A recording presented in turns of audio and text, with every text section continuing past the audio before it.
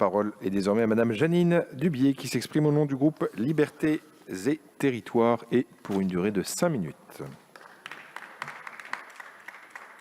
Monsieur le Président, Monsieur le Ministre, Madame la Présidente de Commission, mais je ne la vois pas, chers collègues, le corps des femmes nourrit un paradoxe, celui d'être omniprésent et pourtant invisible, objet de toutes les appropriations et pourtant lieu de tous les tabous. Que ce soit la grossesse, les menstruations, la contraception, la santé sexuelle féminine dans son ensemble a trop longtemps été reléguée à la sphère privée au lieu d'être considérée comme un enjeu médical et social, et le chemin est encore long. Dans le cas de l'endométriose, la pression sociale, les jugements moraux et les non-dits dangereux ont longtemps contraint les femmes au silence. Ainsi, l'endométriose a été découverte en 1860 et pourtant, son apparition dans le débat public ne remonte qu'à quelques années. Or, il faut pouvoir l'affirmer haut et fort, non, cette souffrance n'est pas normale, elle n'est pas anodine, elle peut avoir des conséquences importantes sur la santé des femmes, mais aussi sur leur quotidien et leur parcours professionnel. La possibilité d'exprimer cette douleur est certainement la première étape à franchir pour améliorer le parcours des femmes. Les chiffres sont éloquents, une femme sur 10 est atteinte d'endométriose, mais il faut en moyenne 7 ans pour diagnostiquer la maladie, 7 ans d'errance, de souffrance et d'incompréhension. Le premier des obstacles à lever est donc celui du dépistage. 2,5 millions de femmes seraient atteintes d'endométriose, mais il est à craindre que ce chiffre soit sous-estimé du fait de la difficulté même d'obtenir un diagnostic. Je veux insister aussi sur le fait que l'endométriose n'est pas la seule pathologie gynécologique et donc un dépistage précoce systématisé permettrait donc de mieux les détecter et de mieux sensibiliser les femmes à ces dernières.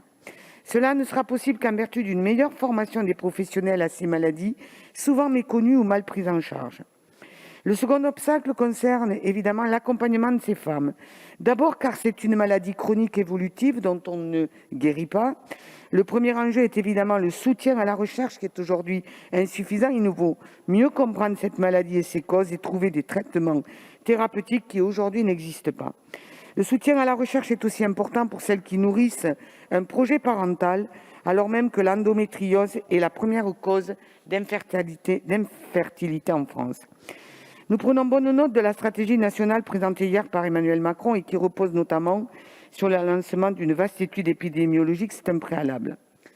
Le deuxième enjeu est la prise en charge médicale des patients aujourd'hui insuffisante et disparate.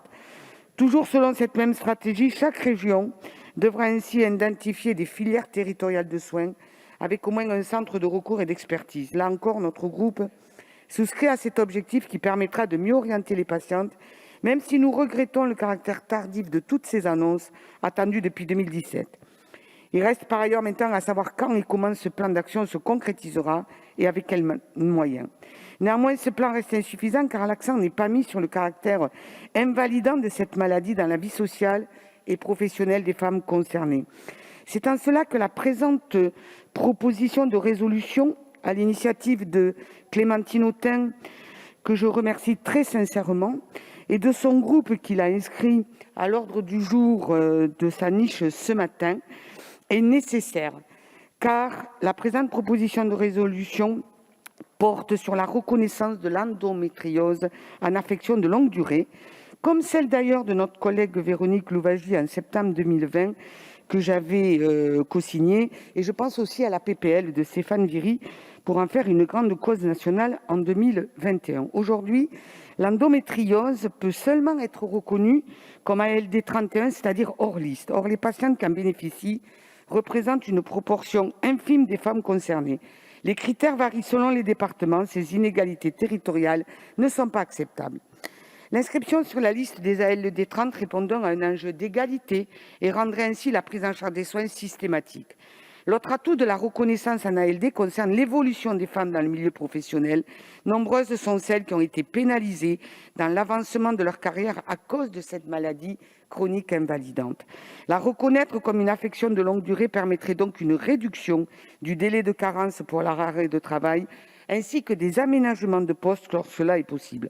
Plus généralement, l'inscription de l'endométriose sur la liste des affections longue durée répond à un besoin de reconnaissance institutionnelle, la seule qui permettrait aux femmes de ne plus se voir opposer l'incompréhension de certains, que ce soit dans le milieu médical comme professionnel. Mais il faut aller plus loin et souhaitons que l'annonce du Président de la République pour définir une stratégie nationale devienne opérationnelle le plus vite possible et ne soit pas seulement qu'un effet d'annonce. Notre groupe Libertés et Territoires soutiendra cette proposition de résolution que de nombreux collègues du groupe ont cosignée. Je vous remercie. Beaucoup, Madame Dubié.